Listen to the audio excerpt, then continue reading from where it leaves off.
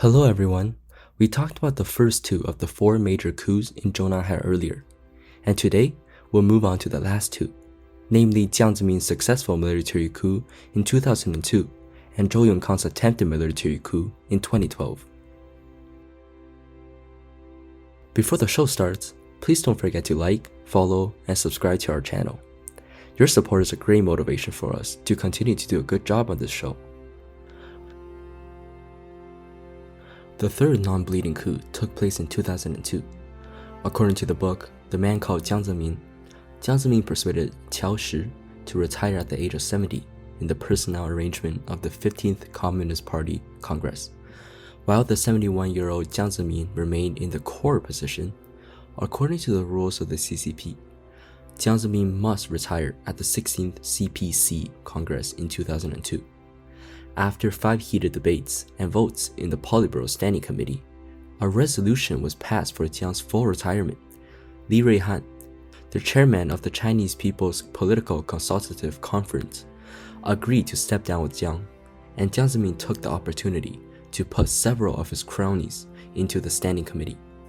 These people were not only seriously corrupt, but also ruthless in the persecution of Falun Gong. As we all know, Jiang Zemin stepped on the blood of the students who died in the June 4th incident to come to power. After that, he ruled the country with corruption and did a lot of bad and evil things to harm the country and the people. In particular, the campaign to suppress Falun Gong launched in July 1999 dragged the Chinese nation and the Chinese people into the abyss for fear of being liquidated after stepping down from power. Jiang was extremely fearful and very attached to the power. After Jiang Zemin was sued for mass extermination by Falun Gong practitioners in the United States on October 22, the 16th Communist Party Congress would be held in half a month and time was too short. It was impossible for Jiang to overturn Politburo's decision and stay on as president. The Chinese Communist Party law states that former heads of state do not enjoy immunity, so the only thing Jiang could do was to hold on to his barrel of a gun, retain his post as chairman of the military commission, sway Hu Jintao, and interfere with the justice system of the United States to avoid trial. Therefore, Jiang plotted a coup at the 16th Congress to overturn the previous Politburo Standing Committee resolution.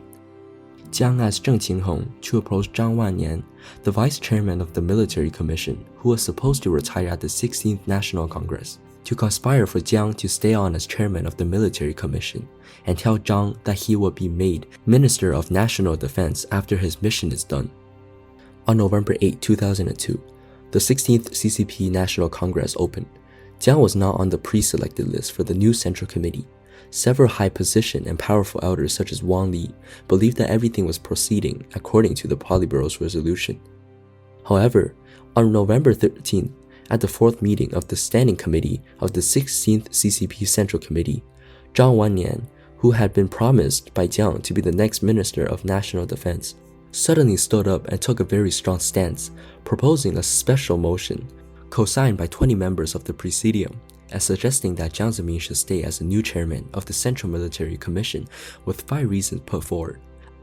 After Zhang Wannian's speech, Li Lanqing, whose son's $1 billion case were written off by Jiang, and Hu Huaqing, whose daughter became Jiang's hostage, immediately expressed their full support for the special motion. A military coup that Jiang Zemin has conspired in advance was staged. The atmosphere in the meeting was suddenly very tense, with some people's face turning pale with fear. Then, Zhang Wannian, who did not take Hu Jintao seriously, forced Hu to make a statement. The room was silent. Even the sound of breathing could be heard. Everyone knew if Hu Jintao was to disagree, he would have been taken away and detained by the military. Only her Hu Jintao was whispering, "I fully agree with the proposal of Zhang Wannian, Guo Baoxiong, Cao Gangchuan, and other 20 comrades."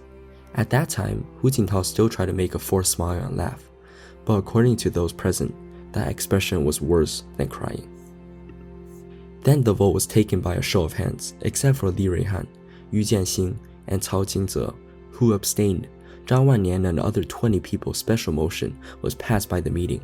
The resolution, which was discussed and voted on 5 times by the Politburo Standing Committee, was thus rejected by a sudden coup d'etat. This sudden attack was considered a premeditated, bloodless military coup planned behind the scenes by Jiang Zemin, who instructed Jiang Wannian and others to carry it out. Afterwards, it was reported that Jiang Zemin continued to hold military power for 2 years, which was equivalent to being an Emperor Cixi behind the curtain, and made it difficult for Hu Jintao to move forward on major issues. The later development also proved that Hu Jintao's entire period in power, the military were still in Jiang's hands. The two vice chairmen of the military commission, Xu Kaihu and Guo Boxing, were promoted by Jiang and taken out only until Xi Jinping came to power. Lastly, let's talk about Zhou Yongkang's attempted military coup. It took place late at night on March 19, 2012. It was rumored that something big has happened in Beijing. The words Chang'an Street, gunshots, and Zhou Yongkang became forbidden words on the internet. It was later claimed that an attempted coup d'etat took place on the night of March 19, and the major protagonist was Zhou Yongkang, who was the secretary of the Communist Party's political and legal committee. The purpose was aimed to seize Xu Ming, a wealthy businessman from Dalian and a key witness in the Bo Xilai case, while also to wait for an opportunity to assassinate former State Council Premier Wen Jiabao. There were also claims that Zhou Yongkang mobilized massive armed police forces to surround Xinhua Gate and Tiananmen Square. Hu Jintao rushed deploying the 38th Army into the capital and confronted the armed police outside the political and legal committee building. The armed police fired warning shots at the sky, but the elite troops of the 38th Army quickly disarmed them. Many residents in Beijing heard the gunshots that night. After that night, Zhou Yongkang lost his power. He was the former secretary of the Communist Party of China's political and legal committee, and once controlled nearly 2 million armed police, public security, and judicial departments. 1 month later, in the meeting at Beijing's Jingxi Hotel in early May 2012, Zhou formally handed over his power and was disqualified from the Political and Legal Affairs Committee as designated successor. In June 2015, Zhou was sentenced to life imprisonment for 3 crimes: bribery, abuse of power, and intentional disclosure of state secrets, breaking the unspoken rule that punishment does not go to the standing committee. Why did Zhou Yongkang want to launch a military coup? It turned out that Chongqing Municipal Party Secretary Bo Xilai was suddenly removed from his post 1 month after Wang Lijun. The former vice mayor and the head of Chongqing's Public Security Bureau fled to the US consulate. Bo and Zhou had originally conspired to seize the power at the 18th National Congress in order to escape liquidation for their brutal persecution of Falun Gong, including the organ harvesting of Falun Gong practitioners. The coup plan was led by Jiang Zemin, Zheng Qinghong as a mastermind, and Zhou Yongkang in charge of implementing it with the second power of the political and legal committee and uniting the military forces of the Jiang system. It was long planned and premeditated by Jiang's clique to establish another central government, abolish Xi Jinping, and push Bo Xilai to the top. However, the plan collapsed because of Wang Lijun's escape to the US consulate. Now Bo and Zhou have both been jailed and will spend the rest of their lives in this prison of CCP. From these 4 major coups that took place in Zhongnanhai, it is easy to see that under a one-party dictatorship, the handover of leadership or power is often full of swords and intrigue, and even war. In true democracy, there is rarely a risk of coup or civil war. Although a change of political party occurs once every 4 or 5 years, this is enough to show that when power lacks good institutional checks and balances, it often brings great disasters to the country and its people. The 70-year rule of the Communist Party of China and the frequent coup have proved that it is unsuccessful in China and will sooner or later leave the stage of history.